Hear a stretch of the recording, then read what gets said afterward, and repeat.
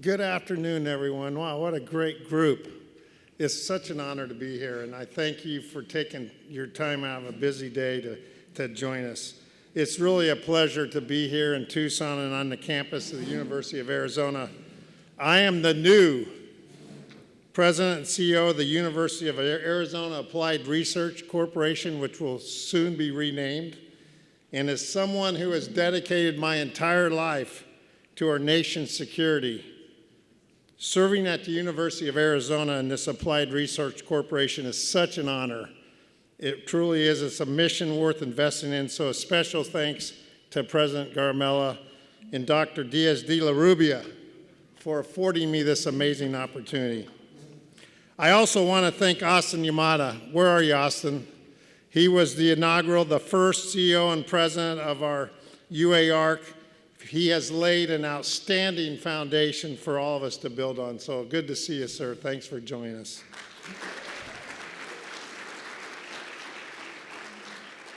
First, please join me in extending a warm welcome to Senator Kyl's son, Jon, his daughter, Christy, and their children, her children, Chris and Alicia. Would you please stand so we could honor you and recognize you?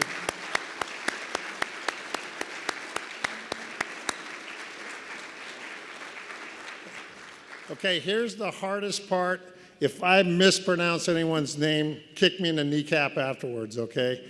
But there are some very distinguished guests that we really do want to honor and recognize today. And first, we'd like to start with Congressman Juan Ciscomani and former members, including Senator Martha McSally, Congressman Jon Kyl, and Matt Salmon. Would you please stand and be recognized?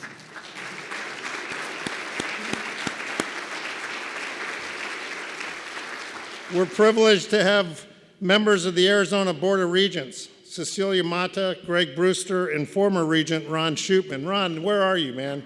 Please stand, the three of you.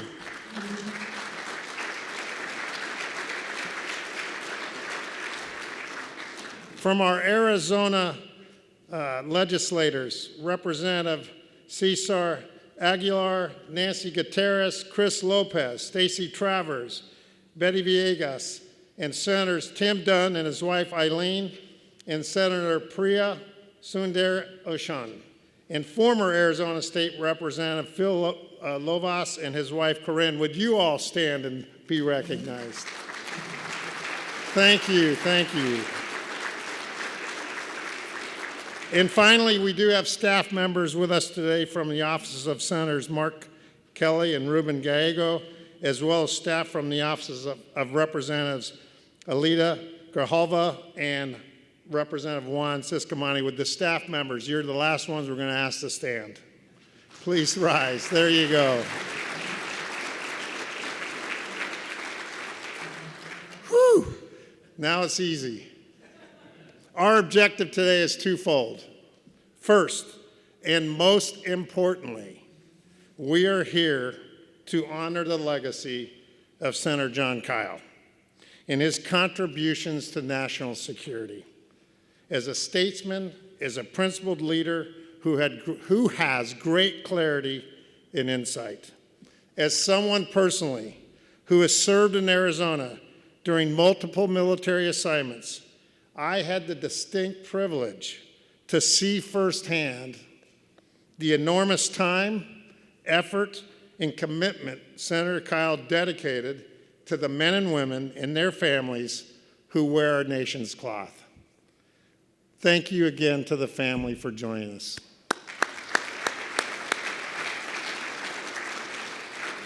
Secondly, we are gathered to have an in-depth discussion on how technologies shape deterrence, operationalize space power for national security and global leadership, and how to innovate at speed. With that, we have a specific interest in looking how industry, government, and academia converge to meet our national interests, security interests. To meet this goal, I'm very overwhelmed and humbled. We have established and assembled a truly, truly distinguished group of leaders. Each has made extraordinary contributions in their respective fields and brings important perspective on national security. and many of them have been my superiors, my peers, fellow combatants in arms, and most importantly, lifelong friends. I look forward to hearing from today's speakers and panelists and encourage everyone in the audience to take advantage of the question and answer opportunity during each panel session. Sound good? All right, here we go. It is now my pleasure to invite the University of Arizona, President Garamella, to the stage for welcoming remarks. Before he comes up, I'd like to take this opportunity to brag on him a little bit and to publicly thank him for his leadership and lifelong support of our nation's security mission. In 2025, President Garamella proposed his vision for the University of Arizona to establish itself as a global leader in defense innovation and help shape a future where Arizona plays a pivotal role in enhancing national security, driving economic prosperity, and ensuring resilience for future generations. With the target investment from the Arizona Board of Regents, he has developed a strategic roadmap that will enhance the technologies, the talent, and the partnerships essential to safeguarding our nation's security. President Garamella, could you please come to the stage, sir? Thank you. Thank you, General Rand. Great honor to be introduced by you. Good afternoon, everyone, and welcome to the University of Arizona for this inaugural National Security Forum. It is really a delight to see this room decked up. I hope you've looked up to see the stars above and the red and blue all around us. And we're just so proud of all of you that have gathered here and the long history of the University of Arizona that has brought you here. So I'm struck by the depth of expertise and perspective assembled here today. University of Arizona faculty, staff, and students who have sought out academic and career paths of service are seated here among national leaders who have navigated our most complex global challenges. Today's forum is an opportunity to make connections, explore our combined strengths, and build the foundations for partnerships that will shape the future of national defense. This inaugural National Security Forum is meant to be an opportunity to combine rigorous pursuit of knowledge with the practical demands of national readiness. We're here today to listen, to challenge our own assumptions, and to work together for the national interest and security in an era of unprecedented change. I want to thank the distinguished leaders in defense, science, policy, and industry who've joined us and who'll share today their wisdom. Over the course of this forum, you can expect frank and forward-looking discussions as we confront the challenges ahead. How we lead in the emerging frontiers of science, how we reinforce the stability of a world that is increasingly contested and complex, and how we move with deliberate speed.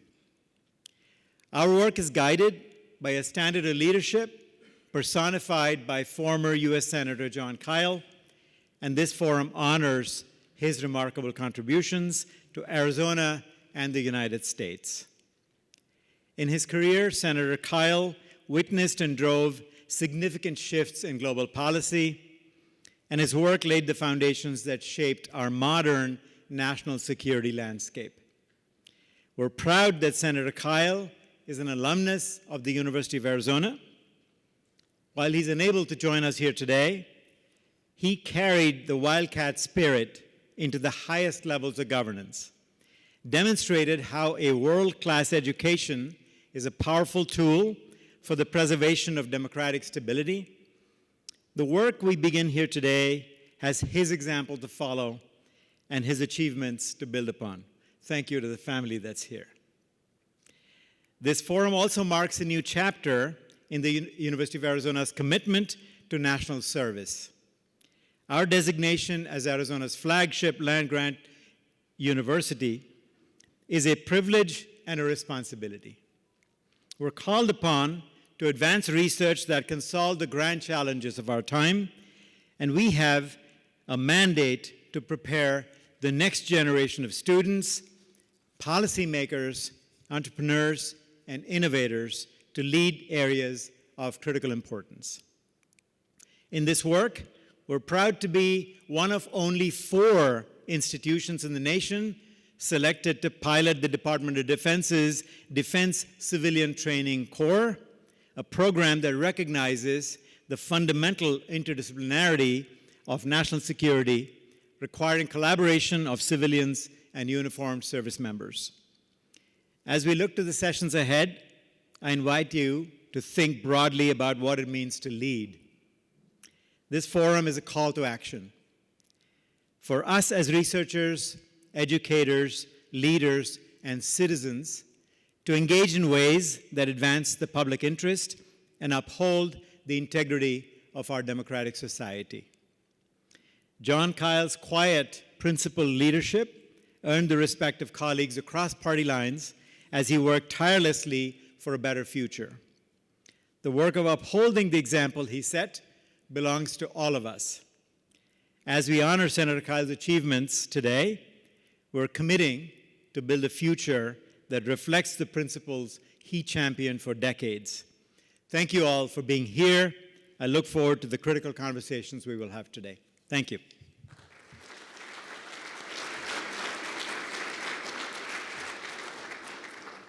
Thank you, Mr. President. Wonderful words. It is now an honor to introduce Congressman Juan Ciscomani. He's a proud graduate of the University of Arizona, an Arizonian who has dedicated his entire career to public service. Congressman Ciscomani represents Arizona's 6th Congressional District, home to 2 critical installations, one that I served on, Davis-Monthan, that plays an essential role in our national security. And he is a strong advocate for service members, veterans, defense communities, their families that call Southern Arizona home. Please join me in welcoming Congressman Juan Ciscomani. Thank you, General Rand, and thank you to all of you for being here as well. President Gamela, thank you for hosting us. I want to echo the introduction by the General regarding the service that you've done so far here in this post. It's not an easy one. It's a lot of balance and a big university with a lot of interest, including sports. And you're winning in it all. So that's a great start. Thank you so much. And yeah, that deserves a round of applause. Absolutely. I know who started that. Someone in the staff probably did. Was that you, Bowler? Did you start that? Did you start that clap? Okay. Well, listen, I want to thank also Senior Vice President Diaz de la Rubia, all ladies and gentlemen, everybody here present, a great room full of a lot of experience, a lot of years in service as well in our military. And it's an honor for me to be with you today to celebrate the career and timeless contributions of Senator Jon Kyl at this inaugural University of Arizona National Security Symposium. I know that they've been recognized, but I want to do it as well. Senator Kyl's children, John and Christy, that are here with us today, and his grandchildren, Chris and Alicia. Thank you so much for being here. It's a pleasure to see you all here. No words can describe the respect and admiration that I have for your father and for your grandfather. He was, is, and will always remain a towering figure in the history of our state and in our country as well. He truly is a role model. Now let me quote here. It says, "Experience matters." Those 2 words were prominently featured in the headline of the Arizona Daily Star editorial in October of 2006, endorsing the re-election of Senator Jon Kyl. Yeah, it might sound a little strange to see that now today, but the Star actually did endorse Senator Kyl in what would turn out to be the last election of his storied career. Now, that may say more about Senator Kyl than it does of the Star themselves, just because Jon Kyl's experience, his judgment, his wisdom, his common sense, those are reasons Arizona's entrusted him with the responsibility to be our advocate in Washington, D.C. Those were the reasons I trusted him. The election of 2006 was also my first election to be able to vote as a United States citizen. I became a citizen earlier that year, so I'm proud to say that that was one of the first votes that I casted as a United States citizen. That was a long time ago. I'm pretty sure that Senator Kyl was among the first people that I voted for in that ballot. Now, in the House of Representatives and then in the Senate, Jon Kyl set the bar high for what it means to be, to represent our great state in the United States Congress. It's no surprise why one of my mentors, Governor Doug Ducey, considers Senator Kyl one of his mentors. The word statesman in the dictionary should absolutely have Jon Kyl's picture right next to it. Son of the heartland, born in Nebraska, raised in Iowa, he moved west as a young man like so many Americans did. Here, he not only found his future, but he helped shape ours. Young Jon Kyl arrived in Tucson, came to this campus, probably not too far from where we're standing here today. It was a hot August day in 1960, and he immediately loved it. He's been quoted saying, "This is it. This is the place I'm going to live for the rest of my life." Senator Kyl earned his bachelor's degree from the University of Arizona in 1964, and this year is the 60th anniversary of his graduation from the University of Arizona Law School. What he has achieved since then is an inspiration to anyone who aspires to a career in public service. It certainly is to me, a naturalized American citizen passionately believing still in the American dream that he fought for. Over the course of 26 years in office, Senator Kyl forged a reputation as a tireless workhorse, a master of public policy, and a principled leader. His heartland values served him, and they served us well as well. Yes, Senator Kyl also knew how to win elections. He was a formidable campaigner, an articulate messenger, a fierce debater, and he never lost an election. That's a club that I'm already out of right now. Not projecting anything in November. I'm talking about my first election back in the day, okay? Even more importantly, Jon Kyl knew how to translate his back-to-back successes from the election day into countless wins for the people he represented. Jon Kyl knew how to get things done. Senator Kyl's legacy, however, goes well beyond unique Arizona issues like water policy. His work in this area, though, was legendary, which is why that other university up north named their Center for Water Policy after him. ASU did that as well. Senator Kyl had a deep, intuitive understanding of national security, intelligence, and defense issues, which I now get to work on closely as Arizona's only appropriator. He was one of the Senate's go-to guys on nuclear policy and arms control, and he was an unapologetic champion of making sure our armed forces have the resources they need to protect and defend our way of life. One of the things that we heard him say over and over again was, if our sovereignty is priceless, shouldn't we pay the price to preserve it? He said that often. The university's decision to name the institute after him is a fitting tribute to one of the most distinguished graduates of this institution. As a U of A grad myself, I love what I'm seeing.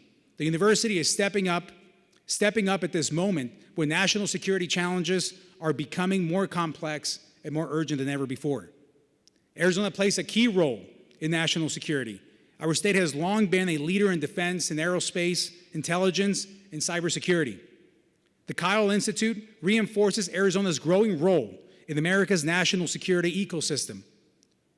And this dovetails nicely into the university's broader vision. The University of Arizona brings world-class research, talent, and partnerships that are essential to advancing technological and strategic critical to U.S. national security. This is one of the reasons why I'm leading this effort for the U.S. Space Force to bring a critical mission to Fort Huachuca. Space is something this institution knows very well. Dr. Garamella wrote an excellent piece on this effort not too long ago, and I encourage you all to go see it. Everyone benefits if we work together to strengthen the pipeline of students and researchers prepared to serve in defense, in intelligence, in cybersecurity, in space, and emerging technological fields. Investments like this helps ensure the United States maintains its technological edge against strategic competitors. I have no doubt Senator Kyl would wholeheartedly agree with this objective. In closing, the Kyl Institute is a long-term asset for Arizona and for the nation. And I thank President Garimella and your whole team for further solidifying the important role the university plays and for honoring one of U of A's and Arizona's finest, Senator Jon Kyl. Thank you so much. God bless you all.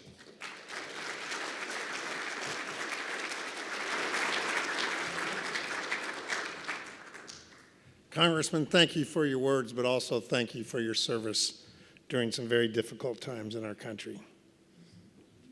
Next, I'm really honored to introduce Regent Cecilia Mata.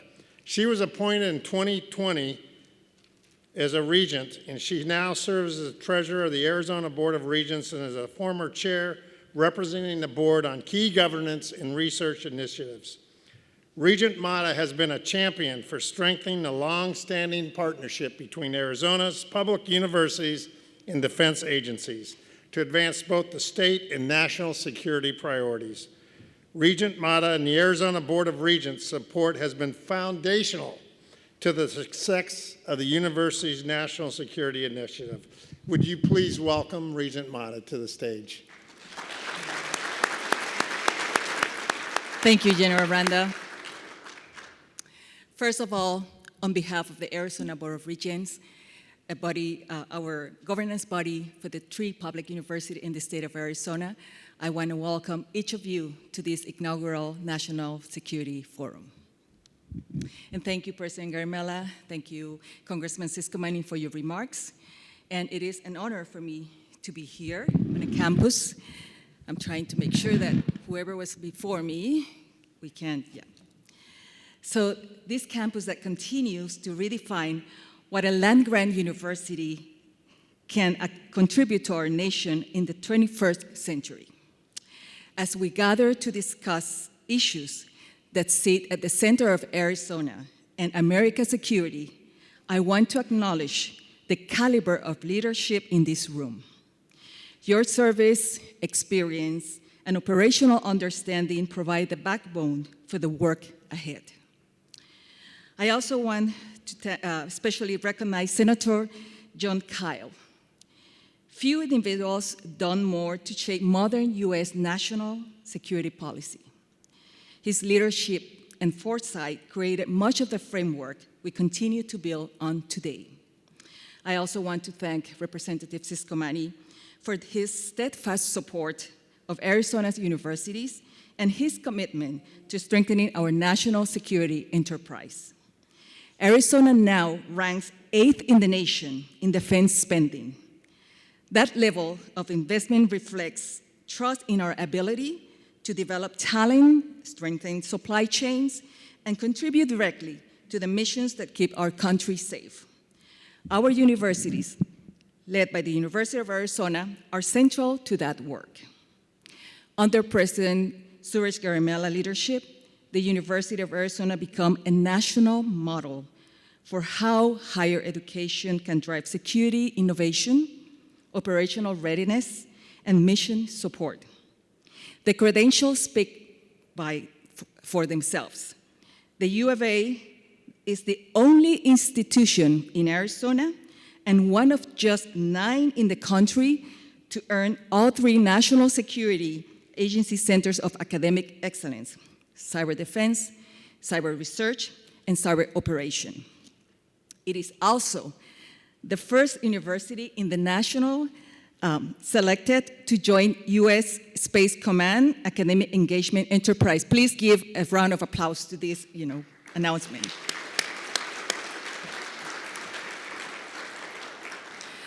So these designations are not symbolic. They reflect capability, discipline, and a demonstrated commitment to advancing our nation's defense. 25 years ago, I PCS with my family to Sierra Vista, Arizona. And 21 years ago, I started my own business supporting the mission on global war on terror with Operations Iraqi Freedom. But the reality today we face is so rapidly evolving The threats confronting our country no longer resemble the ones of even a decade ago. They are constant, largely unseen, and increasingly aimed at the institutions and individuals who support our national security ecosystem. Foreign adversaries like Russia, China, and extremist organizations are no longer last probing our government system. They are targeting the broader network around them: universities, research lab, supply chains partners, industry, and the families of those who serve. They aim to exploit the openness of American society and the collaborative nature of our research institutions. Universities have become central targets in this effort, and because they house cutting-edge research, emerging technologies, critical data, and the next generation of talent that makes them valuable and also vulnerable. As the threat extends beyond campus boundaries to contractors, suppliers, students, retirees, or anyone connected to the work being done here. Protecting these indirect access points requires coordination and vigilance. It requires strong partnership between the state and federal agencies, tribal nations, industry, and the institutions that generate the innovations that our adversaries seek to undermine. As someone who has experienced this threat personally and professionally, I know how direct and invasive they can be. These attacks reach into personal finances, private information, and family networks. So I took this very personal. They are designed not just to steal data, but to disrupt trust and weaken our resilience. Arizona universities are stepping forward to meet this challenge. They are strengthening security protocols, advancing research, and training the workforce that will help neutralize these sophisticated threats. And while the board provides strategic investments and oversight, the real execution happened here on the ground in Tucson with the University of Arizona. The work being done here at this institution is critical to our state and national defense and the safety of the men and women who serve us. Let's continue to work together with our military leaders, elected officials, researchers, university partners to ensure that Arizona remains a leader in national security. And by closing, let's ensure that institutions like the University of Arizona remain strong pillars of innovation, protection, and service to the nation. Thank you all.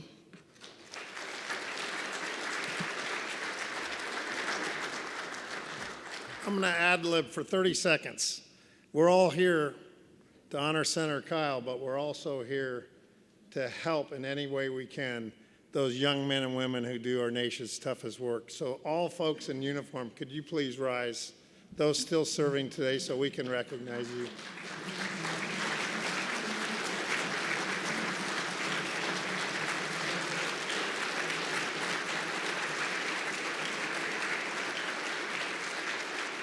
I even see a Marine in the house.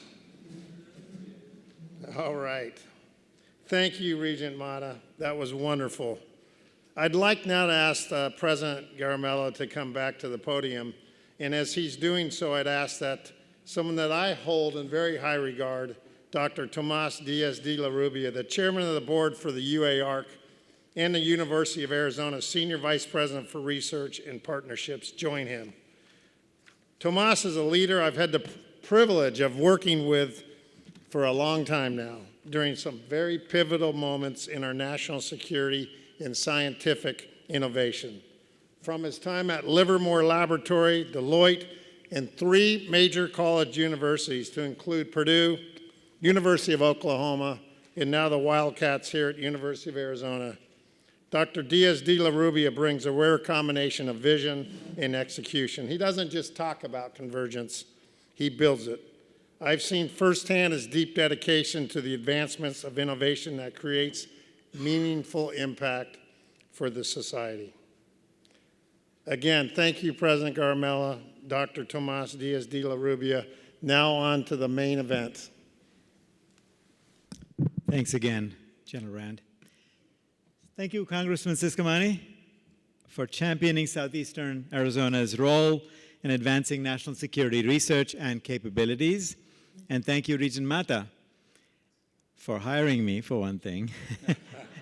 But for your steady leadership. She was the board chair when I was hired, so blame her for anything you don't like. For your steady leadership and for your unwavering support of the university's contributions to defense and innovation. I'm now very pleased to share an exciting transformational step for the University of Arizona and for our contributions to national security. Today marks not only the first National Security Forum, but also the launch of the Kyl Institute for National Security. This formal dedication represents an expansion of the University of Arizona's national security education and research mission.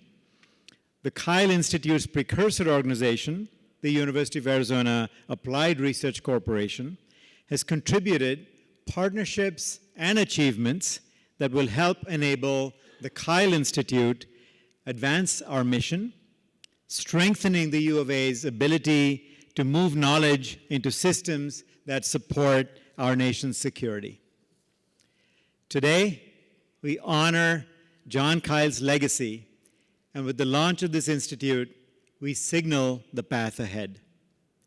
The institute will enable close collaboration with the university while preserving its independent affiliate status and expanding its role as a trusted platform for collaboration. To drive this effort forward, we needed mission-tested leadership, and I'm very pleased that we found that ideal leader in retired Air Force General Robin Rand, who will serve as the Institute's first president and CEO. Thank you, General Rand.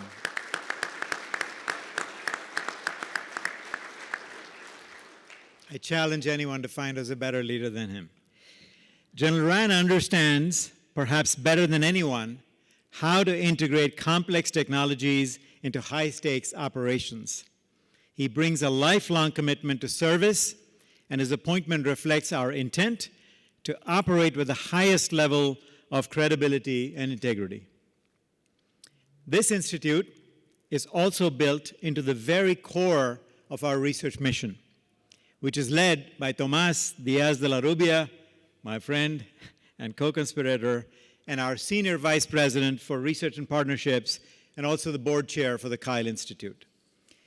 The Kyl Institute will accelerate our work in critical frontiers, building on existing University of Arizona strengths, including space technologies, optics and photonics, and quantum computing.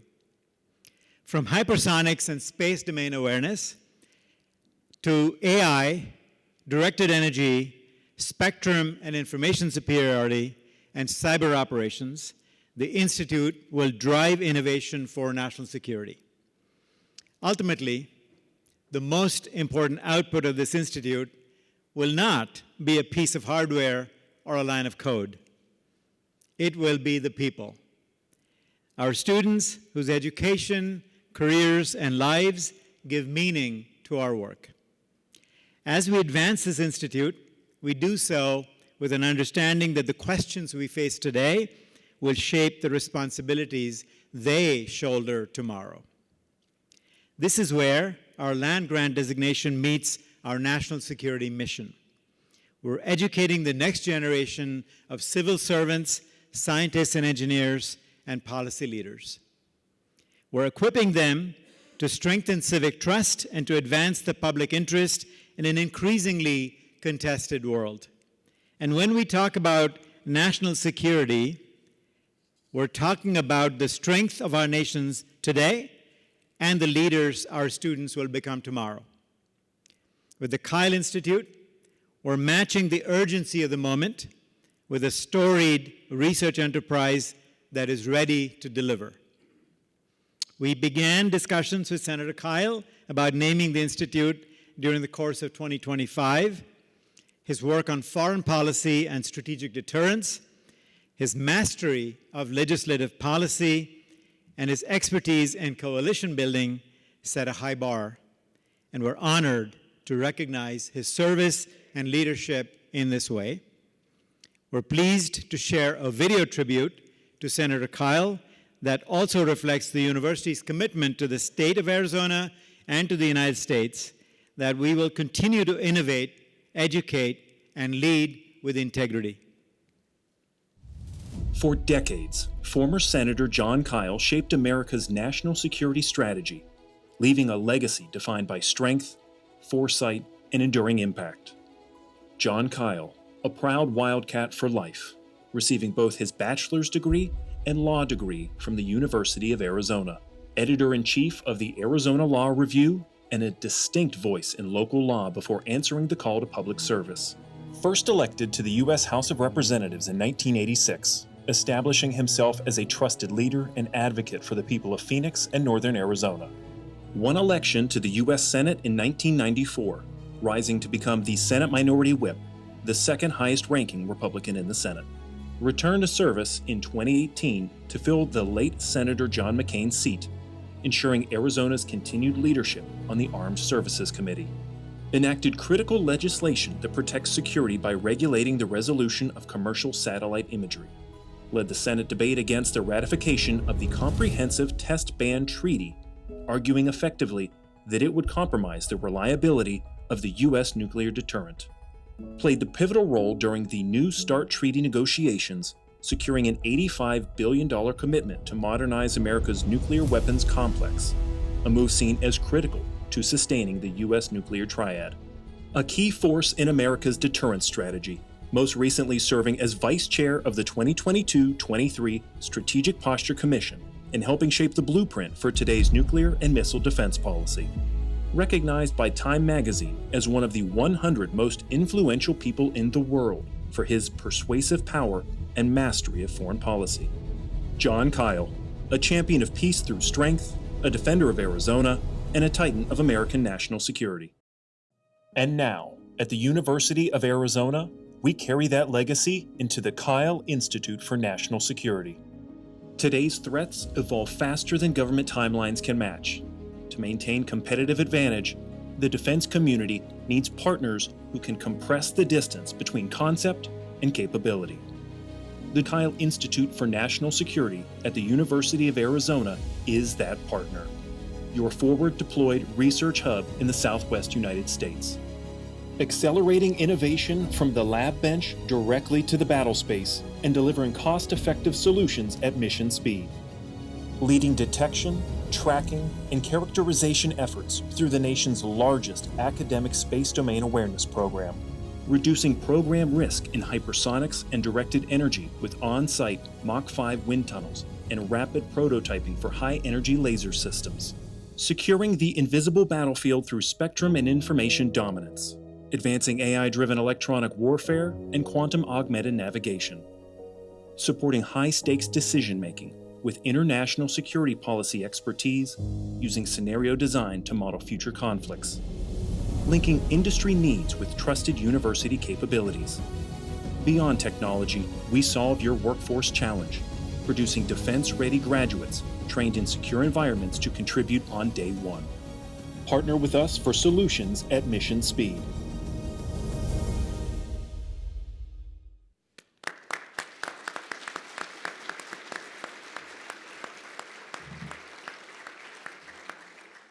Senator Kyl, thank you for your service and for your trust in this university. And now I ask you to please join me in welcoming two very special guests, Senator Kyl's grandchildren, Christopher and Alicia Gavin, to the stage. Please come on up.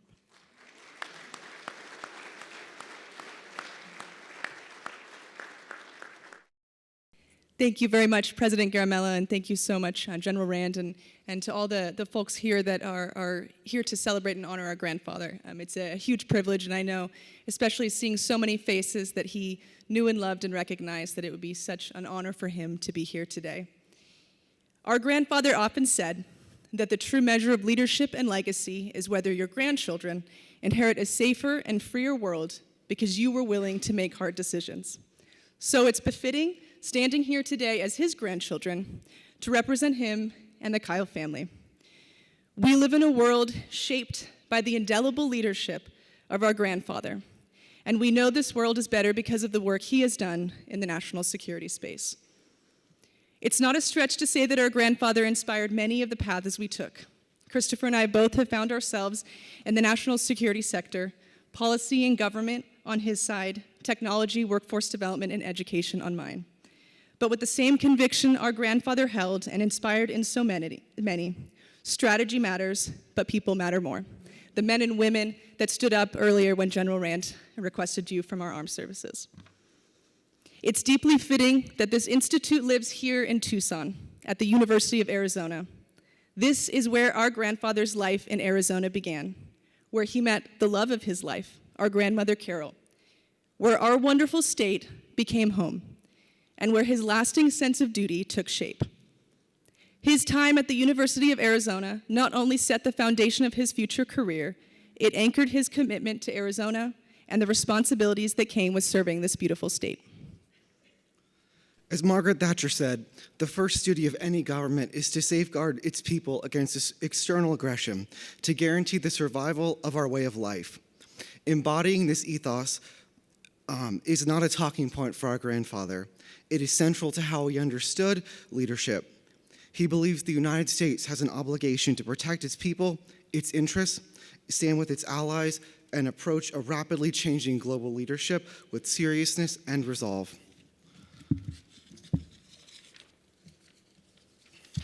We are deeply grateful to the University of Arizona for honoring that legacy today, and to President Garimella, Congressman Ciscomani, Dr. Diaz de la Rubia, Regent Mata, Steve Voller, and everyone here today who helped bring this together. And thank you all for joining us. It is an honor to see the Kyl legacy continuing as a living commitment to pragmatic leadership, serious policy, and a safer future. Thank you all again.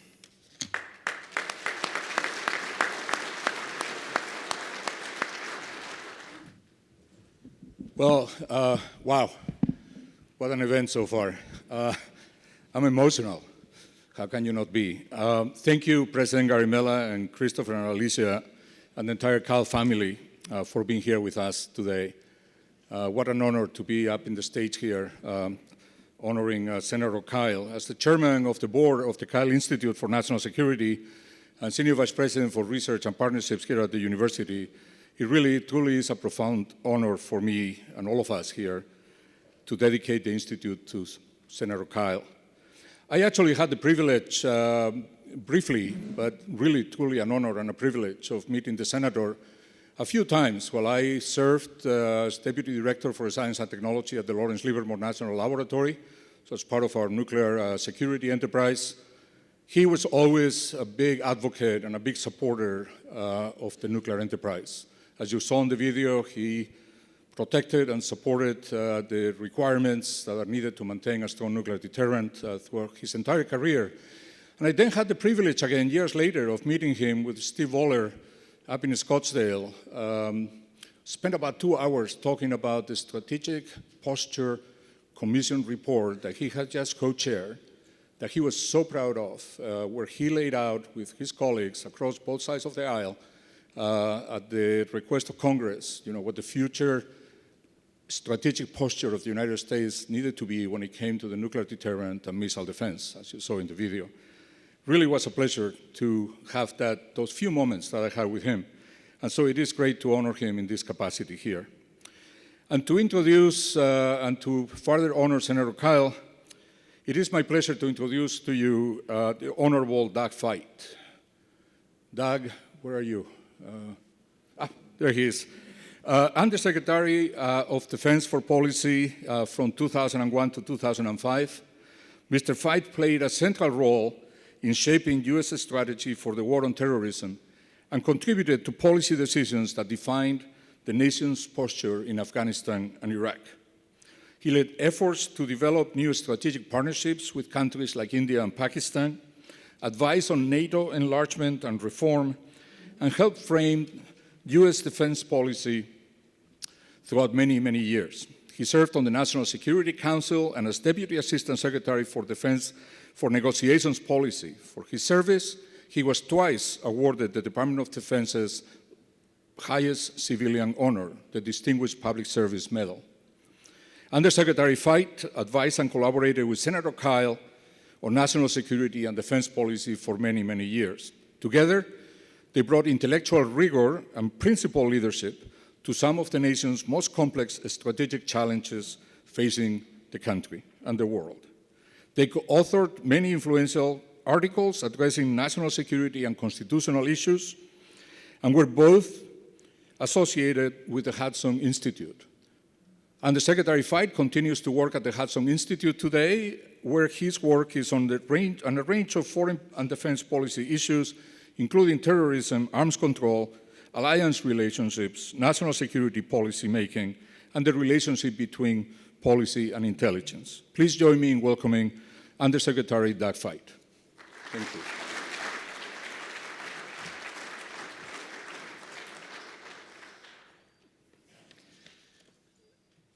Thank you. Representative Ciscomani and other distinguished elected officials, President Garamella, Tomas Diaz de la Rubia, and General Robin Rand, esteemed former military commanders and national security officials, Kyl family members, ladies and gentlemen. Politics today is dyspeptic. Practitioners commonly get described as liars, blowhards, opportunists, or fanatics. Some deserve the knock. In fact, some are all of the above. But generalizing along these lines is not just a mistake, it's cynical. It causes harm by disparaging democracy.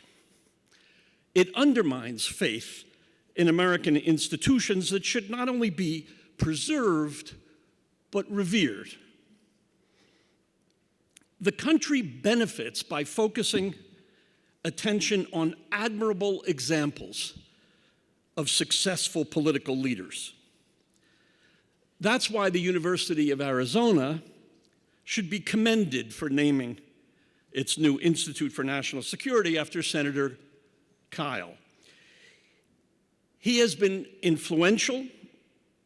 He has been an influential legislator and model public servant, a wise gentleman, diligent and accurate in his work, moderate in his speech, and idealistic in his faithfulness to the Constitution. It's one of the privileges of my life to have been Jon Kyl's friend and collaborator for the last 35 years. In Congress, he dealt with many matters. Our collaboration, however, related to foreign and defense policy, so that's what I'll talk about today. I'll touch on three topics of particular interest to Jon: defense, diplomacy, and America's role in the world. Jon championed the policy that President Reagan made famous as peace through strength. And we heard a reference to that in the video. Soon after the inception of the Strategic Defense Initiative in the early 1980s, Jon was one of America's most persuasive advocates of defense against missiles of all ranges, which is to say, he opposed what was called the theory or doctrine of mutual assured destruction. He described that doctrine as morally repugnant. After the West won the Cold War, Jon said mutual assured destruction was an especially risky notion because we were now dealing not just with one great power enemy, but multiple foreign tyrants of dubious stability and judgment, as he put it. He warned that the doctrine lacked credibility for it was far from certain that a US president would ever actually retaliate with nuclear weapons against a civilian population. Mutual assured destruction was the intellectual foundation of the 1972 Anti-Ballistic Missile, ABM, treaty, which banned defenses against long-range missiles. John advocated that the United States abrogate that treaty. In 1997, he said Americans generally did not realize that, quote, if Syria, North Korea, or Russia launched a missile at one of our cities, we could not stop it. Americans, he said, react with well-grounded outrage, quote, when they discover the principal reason is that political leaders, relying on theories of arms control, assert that we can have greater security if we remain vulnerable to missile attack.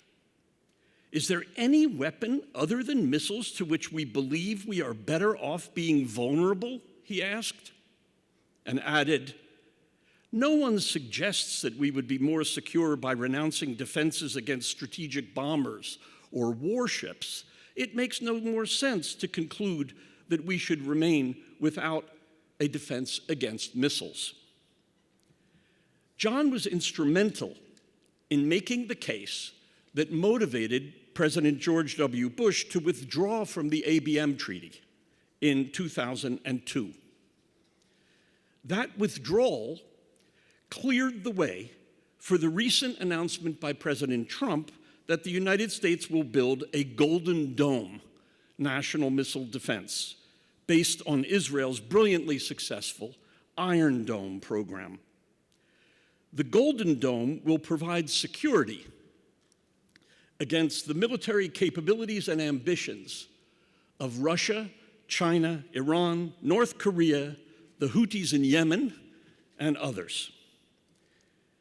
National missile defense is hardly controversial now. Around 50 years ago, however, it was bitterly opposed in Congress and elsewhere. That's when Jon Kyl began explaining why the ability to intercept long-range missiles would be beneficial and not destabilizing. He also explained to skeptics that such defenses were achievable. He did this patiently and persistently over decades, and time and again, events vindicated him. Perhaps the Kyl Institute for National Security will play a role in developing the American Golden Dome. It's a grand opportunity. In all events, John deserves acknowledgement as a founding father. John likewise laid the foundation over many years for President Trump's recent announcement in favor of a stunning more than 50% increase in the US defense budget. As a senator and as a key voice on commissions that Congress created to deal with national defense and the US strategic posture, he explained the need for larger defense investments, especially in our nuclear infrastructure and in promising technologies for weapons, for surveillance and reconnaissance, for command, control, communications, and computers, as well as for missile defense. President Reagan gave life to the phrase, peace through strength. John has ensured that it remained vital and far more than a mere slogan. Diplomacy is obviously a good thing. No sensible person disputes that it can help clarify actions, prevent misunderstandings, and resolve disputes. But diplomacy is not a cure-all for national security challenges. The United States sometimes faces problems in the world that are not the result of error or misunderstanding and cannot be resolved through dialogue. While championing sensible diplomacy, Jon Kyl has been outspoken on the limits of what diplomacy can achieve in the face of grave threats from aggressive adversaries, such as the Soviet Union during the Cold War and Iran today. Jon has been astute in particular in his criticism of ill-conceived proposals for arms control agreements between the United States and our potential enemies. Arms control, he said, has, quote, not historically prevented states determined to acquire or develop weapons from doing so. For example, Iraq, Iran, North Korea, and other troublesome regimes have all made strides toward nuclear capabilities despite their treaty obligations, despite international inspections, and despite widespread knowledge that they are pursuing such capabilities. Jon's conclusion was, quote, we simply cannot rely on treaties to constrain regimes that do not respect their own domestic laws, let alone that weaker species known as international law. Jon opposed the Chemical Weapons Convention on the grounds that it is unverifiable, and our adversaries knew that they could likely violate it without detection, and even if a violation were detected, they would suffer no substantial penalty. I was with Jon when he first explained to other senior Republican legislators that the Senate should disapprove the Chemical Weapons Convention. He was told it was a lost cause. No one would listen. The politics was as toxic as the weapons themselves. Jon was mocked and told he would not be able to line up even 10 votes in the Senate against the treaty. Jon accepted the challenge. He literally went door to door, visiting scores of other senators in their offices and explaining the flaws in the Chemical Weapons Convention. He said he was not denying that the world would be better off if no one had such weapons, but it would be better and the United States would be safer if everyone understood that there was ongoing danger from chemical weapons, rather than if everyone believed or pretended to believe that the problem had been solved when it hadn't. Rogue regimes, he predicted, would sign the treaty and possess and use chemical weapons anyway. Jon was proved right when the Syrian regime in 2013 used chemical weapons against its civil war opponents in defiance of President Obama's famous red line. A few weeks later, Syria mollified the world by becoming a party to the Chemical Weapons Convention. But it then destroyed only the stockpiles that it admitted to possessing. Suffice it to say that its admissions were less than complete. The Assad regime's use of chemical weapons was an outrage, but the world leaders who put so much stock in arms control treaties did little to nothing to enforce the treaty. Jon did a lot better in persuading his Senate colleagues than was predicted. He needed 34 votes, more than 1/3 of the Senate, to block ratification of the Chemical Weapons Convention. He had commitments from 28 or so of his colleagues.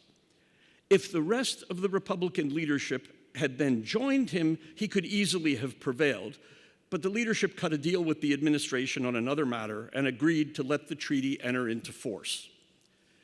Jon was disappointed, but determined to build on his experience in policing treaties of this kind. When President Clinton in 1999 submitted the Comprehensive Nuclear Test Ban Treaty to the Senate, Jon took the lead in analyzing the document and making the case that it was a net negative for U.S. security. With the credibility and prestige he had earned in the Chemical Weapons Convention debate, he persuaded fellow senators that a comprehensive nuclear test ban was fatally flawed. It was not verifiable. It would in time undermine confidence in the reliability of the U.S. nuclear deterrent, and it would restrain the law-abiding United States far more than our non-democratic adversaries. Kyl was key to the Senate's rejection of the Nuclear Test Ban Treaty in October 1999. One administration after another, however, chose to refrain from nuclear weapons testing anyway. The amazing fact is that the United States has not conducted a test explosion since 1992, a third of a century ago.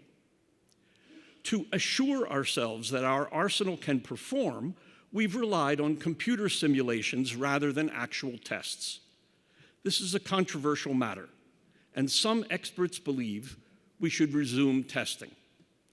This past October, President Trump suggested that the United States might resume explosive nuclear tests. His statement was not precise, but it's important to note that the United States has no legal obligation to refrain from such tests. It is owing to Jon Kyl's defeat of the Comprehensive Test Ban Treaty that the United States is free now to do what our leaders believe is necessary to ensure that our nuclear deterrent is safe and reliable. Jon has had much to say over the years about America's role in the world. He has thought carefully about isolationism and alliances. He understood the isolationist temptation. He noted that isolationism is attractive, at least in theory, to many Americans who want to shun nasty, authoritarian, violent, corrupt, ideological extremists from the world's hellholes. I remember sharing a laugh with Jon about the hilarious observation of the satirist P.J. O'Rourke to the effect that millions of Americans moved to this country from all over the world to get away from foreigners. Think about that. But Jon's key point was that isolationism for Americans simply is not realistic. It's not possible. We cannot, in fact, isolate our country. In Prague in 1997, he remarked, quote, "Our lives are influenced by world events, whether we want to engage in the world or not. We can work to help shape world affairs or abdicate leadership, but we cannot prevent international affairs, and in particular the fate of our fellow democratic states, from profoundly affecting our people's lives." Events in the world necessarily affect the physical security of Americans, our financial prosperity, our freedom to travel and study abroad, and the vigor of our civil rights at home. In some, isolationism is not realistically an option, let alone a good option. On the issue of alliances, Jon has explained why they're valuable for the United States, but also why they do not require that our allies be allowed to veto action that American leaders deem crucial for our national security. Allies are valuable, Jon believes, because they can contribute to collective defense, they can share the burdens of defense, they can impart to us wisdom from their own particular histories and share with us their scientific and technological insights. Allies help us protect America's interests overseas, forward defense, rather than our having to fall back on trying to protect those interests only at our own borders. But Jon has consistently warned against our allowing alliances to limit unduly America's freedom of action. There's no reason that American leaders should, in the name of alliance unity, be forced to adopt lowest common denominator security policies. Jon supported President George W. Bush's formation of coalitions of the willing after 9/11, at a time when some NATO-allied governments were systematically pursuing policies antagonistic to the United States. An ally that Jon has particularly admired is Israel. He has praised its democratic principles and the steadfastness with which it upholds them, despite the hostility of so many nearby enemies committed to its destruction. He has lauded the marvelous Israeli technology that has made possible the country's formidable military and intelligence successes and helped improve U.S. capabilities. And he supported Israel's efforts to make peace, which Jon believes requires a powerful Israeli military and a thriving Israeli economy, so that Israel's enemies will resign themselves to the reality that Israel is here to stay and cannot be destroyed. So there's no point any longer in even trying to eliminate it. In support of these ideas, Jon invented the Jerusalem Embassy Law, enacted in 1996, that required the president to recognize Jerusalem as Israel's capital and to move the U.S. Embassy there. For more than 20 years, U.S. presidents waived the implementation of that law, but in 2018, President Trump recognized Jerusalem as Israel's capital, and the U.S. Embassy moved there. Another point about Israel warrants attention. In the late 1990s, Jon Kyl teamed up with an Israeli member of Knesset, Uzi Landau, to create the U.S.-Israel Interparliamentary Commission. It was bipartisan, and the U.S. members came from both the House and the Senate.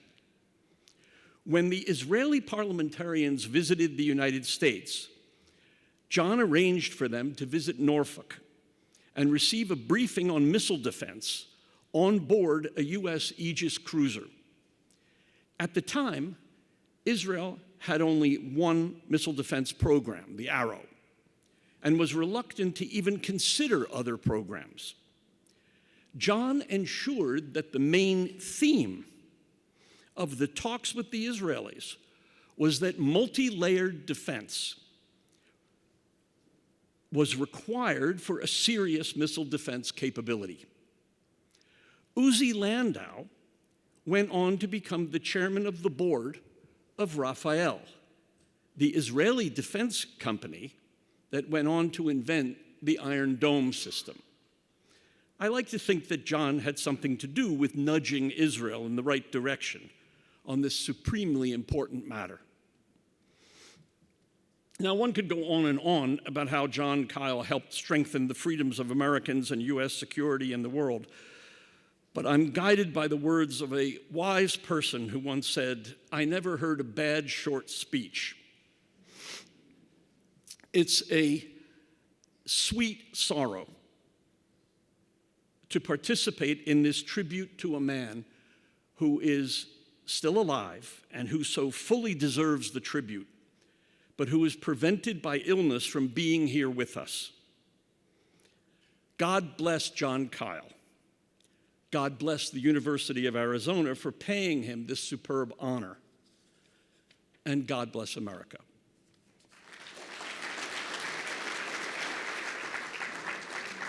Thank you, Honorable Feith. Those were insightful remarks, and we certainly appreciate everything you brought to today into the Kyl family, sir. Thank you for your look back of the last 40 years of our national security climate.